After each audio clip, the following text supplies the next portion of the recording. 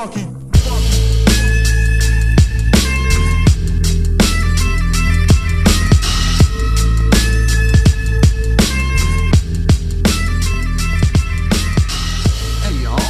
Welcome to the first free flight vlog of the season. I was able to do a short cross country. I went to the end of the line, but a couple of things.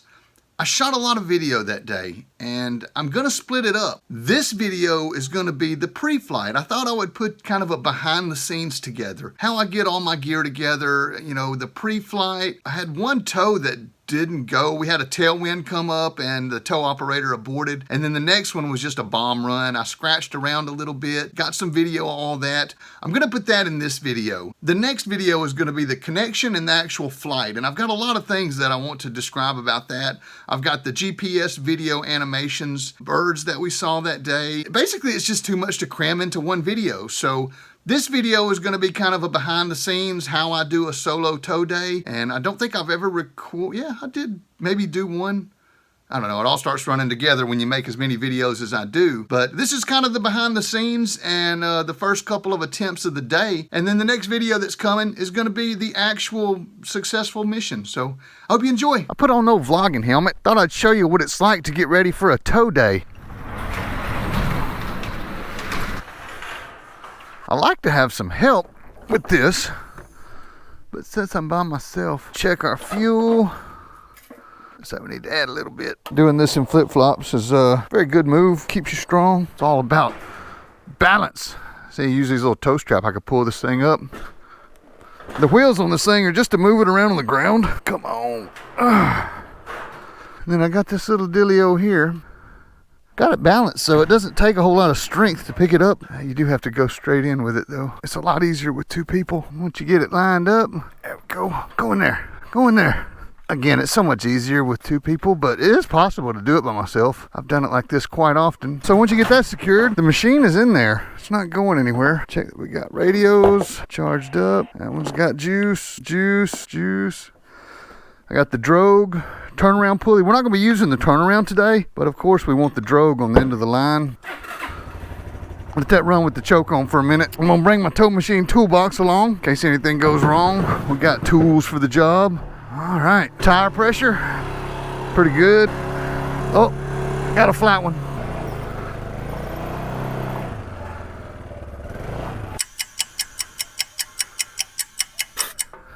Secure that. And that's secured. Tow rig is ready to go. All I need to do now is pack my flying gear and I'm good. So I made it out here to the airport and the wind is coming out of the north and they're predicting a switch this afternoon out of the southeast. So I imagine it's gonna make a turn all the way around. I'm reluctant to set up the tow machine until just before it's time to go. I'm gonna watch these birds. I might set off. I brought the thermal marker machine to blow some smoke out here. If you happen to be one of those that's concerned about the environmental impact of my fogging machine, I'm using food grade mineral oil. This is stuff that's used to lubricate the parts that make your food. So it's something that's edible. They use it in medicine. You can drink it. It's not harmful to the environment really. It's just a light mineral oil and again, food grade. So quality stuff that I'm blasting up into our atmosphere. So we're set up here at the tow paddock. Got everything laid out. All I got to do is clip everything in. Let's get to it, y'all. And that's one thing that I don't have to worry about. Sunglasses cleaned off. Getting all my instruments sorted. Make sure I got all this stuff close by. When I do clip in, I don't want to have to not be able to reach it, you know. My gloves, my line is the last thing I got. Why ain't my Udi coming on? Oh, there we go. This is vlog number 1, y'all. Free flight vlog number 1. We're gonna give it a shot. I'm finna clip into the Zeno and we're gonna send it. Got my master tow assistant out there in front of me. Do my last pre-flight check here. Leg, chest. Chin. Oh, see, I missed my chin. Let me buckle this dude on here. Clipping in the tow bridle and the risers is very important. I've got nobody here helping me, so I'm really focused on doing this stuff right. Now, this is the tow bridle. This is how you actually hook into the tow machine, and I thought it was neat to show how you do this. It's very important. All you can hear is me breathing in the background, and I'm willing to focus on doing it right because this is a dangerous thing. And by dangerous, I mean it's the middle of the day. I've got no tow marshal out there to help me with the radios. I'm making all my calls. I'm doing all the hook ends myself, all the prep, all the safety checks. And it's the thermic conditions. And again, you'll see some things come up in this video about just what makes it, I called it dangerous, but it's just high risk.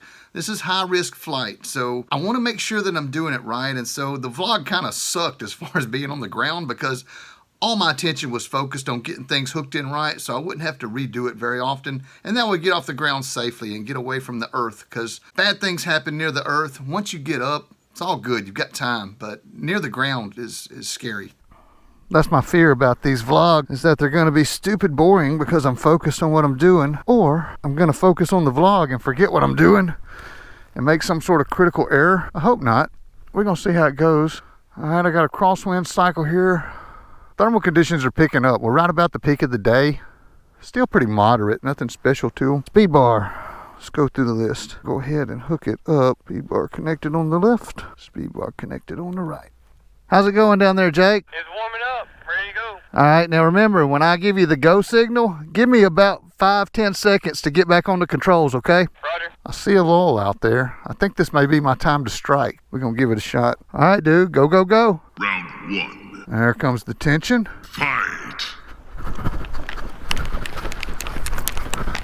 Brutality. Oh shit, something happened.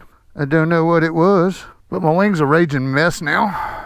So I got to unclip. What had happened was I got a tailwind gust, and my expert tow operator Jacob saw that the wing got pushed down and he aborted the tow instead of fighting through it, which I think I could have done, but he made the right call. He aborted the launch. I mean, I had to reset, but it was the right call for safety. He saw the wing didn't look right and that it was coming down, so hey, thanks, man. Good stuff. I've said it a bunch of times. You've got to watch out for air traffic when you're operating around airports. It is so important not to get in trouble with those guys. I heard you talking a while ago, but I was too far away to hear what you said. I said we had a plane coming in on final. Oh yeah, I had him in sight. All right, we got a plane fixing to take back off. Hey, are you communicating with this airplane, Jake? I'm not, I'm just listening to him. Ask him what his intentions are and tell him we're about to do a tow launch, but he's welcome to have free reign. He said he was about to take off.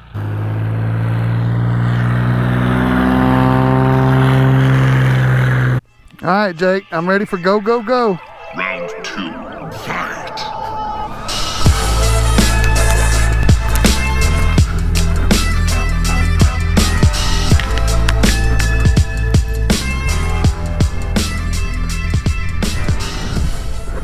Couple things about towing real quick. Make sure you're in an established climb before getting in your harness. Make sure you look up at your wing and see that it's going straight down the line. I had to make a correction there, but I'm constantly looking up at my wing and making sure that it is right. Notice I grab both controls with one hand. That's so I can keep the steering right. I don't know what I'm fiddling with there. Maybe the Vario. I call for the release so that he knows to back off the pressure just a little bit, and the reason behind that is the surge. You can watch me catch the surge when I do the release here. As soon as I pop it loose, I pull down on the brakes to keep that wing from diving too much. All right, ready for release?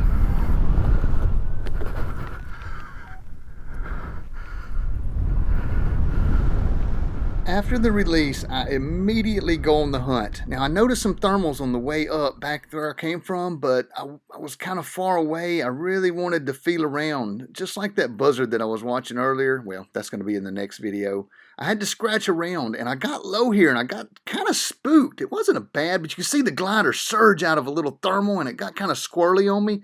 And it's not so much that it scared me, but I was low. I would have no time to throw a reserve. No time. I mean, I really just got to be on the game to try to catch this and keep it from collapsing on me. Again, high performance glider. It's not as hard to do with a lower end glider, but with this END 2-liner, you just got to stay on your game with it. You cannot let it get away from you, especially low to the ground. So important to stay on top of it. Now, looks like a bomb run. It's turbulent down here. No airplanes. That's good.